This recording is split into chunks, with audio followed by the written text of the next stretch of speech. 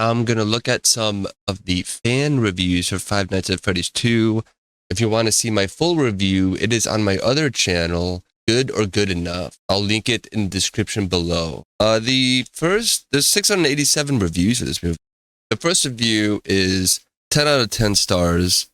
The third part must come out. This one was yesterday, I guess, or January 13th, so that's interesting. The third part must come out. This seems kind of fake. The animatronics are terrifying and feel more alive than ever, with incredible practical effects and sound design that keep you on the edge the entire time. See, I agree with that. The story is stupid. The atmosphere is dark, creepy, and faithful to the games, which fans will absolutely appreciate. At the same time, the movie is easy to follow, even if you're not a hardcore fan. Overall, Five Nights at Freddy's 2 is a fantastic horror sequel and a dream come true for FNAF fans. One of the best video game adaptations I've seen. That is so fake. A lot of people don't like it. The fans of the game don't like the movie. So this is not real. They are making a third one. That's true. I really don't understand how they think that they can do a third one. Next one is 9 out of 10 stars. Ending is a bit rushed. 3 out of 10 ABS. Spoiler. 8 out of 10. Give it a chance. Enjoy the movie. Okay. 1 out of 10. Fool me once. Shame on you. Fool me twice. Shame on me. Five Nights at Freddy 2 is so poor. The acting is rubbish. The script is terrible. It relies far too heavily on jump scares. Yes, I agree. I hate jump scares. I'm so over those. They're so annoying. There's other ways to create fear and, and peril or whatever. Like, scary moments and horror. There's other ways to do it. And this continues saying, which it has to be said are not very scary. The animatronics look okay and have more charisma than anything else on screen. If I could give 0 stars, I would.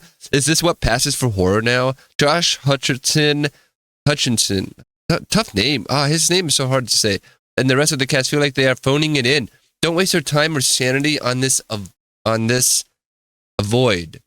Jeez, somebody didn't read that one again. 5 out of 10. Boring movie and bad acting.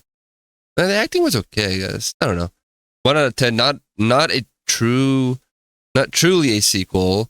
The first movie as a standalone is perfect for oblivious people who never played or read the series, but the second really proved the point that going off script from a perfect story means it's not really perfect if you got to make a second movie that's nonsensical. Trash movie and off script, leaving an empty hole like buying a new Pokemon game from Nintendo, or half-asses like the Last of Us HBO Part 2 basically. What? Okay, I get that one. 3 out of 10. There's nothing good here. Wow. Well, anyways, that's unfortunate. Now we can check out the trivia for Five Nights at Freddy's 2. It's not that many here, which is interesting. There's only kind of a few. The first one is like Five Nights at Freddy's in 2023. The first one, Jim Henson's Creature Shop provided the animatronics with the movie. That is so cool. Kind of a waste when you look at it, but man, that is pretty awesome. But not really a waste. Like, for the production side, that's so cool. With a budget of $51 million, this makes the most expensive Blumhouse production to date, surpassing Five Nights at Freddy's, the first one, which had a $20 million budget. See, this is a profitable move. I mean, not profitable. The budget is low enough that, if it was higher, they would have lost money. That's the only reason. That's it. If all movies could be like $10 million, they don't have to make that much anymore. Their margin lowers, whatever. Or it gets, you know what I mean? It's easier to make a return if it's lower. But that's the only reason why this exists. Next one is, in the movie, Withered Foxy is not fooled by the Freddy mask. This reflects the gameplay of the second game. Okay, well, there you go. See, so you do need to know the game a little bit, whatever. Second film starring Matthew Lillard and Skeet Ulrich following Scream 1996. Skeet Ulrich said he was able to bring a lot of his own interpretation to his character, as Henry Emily has never been visibly represented in the Five Nights at Freddy's universe until this movie. He said that one of his recommendations was to show the character as an 80s nerd and giving him a hoop piercing on his eyebrow. For Skeet Ulrich and Matthew Lillard, everyone loved the idea, though it eventually got nixed by the higher-up. Oh, okay, well, that's random. The arcade machines feature a game starring Candy the Cat. Candy is from Five Nights at Candy's, an indie point-and-click fan game developed by Emil Mako, inspired by the Freddy Fazbear games. That's cool. The next one is spoilers, so if you haven't seen it yet. A recording from Charlotte's father, Henry, to Mike, plays near the end of the credits. Yeah, I included all those things in my review. Check them out. They're going to make a third one, though. It's not a secret. They're going to make a third one. You know? Here's the continuity for it and some other stuff. Assuming school finishes in the U.S. around 3 p.m., why did Mike go to his dinner date straight after his sister arrived home? A bit early. Okay, interesting.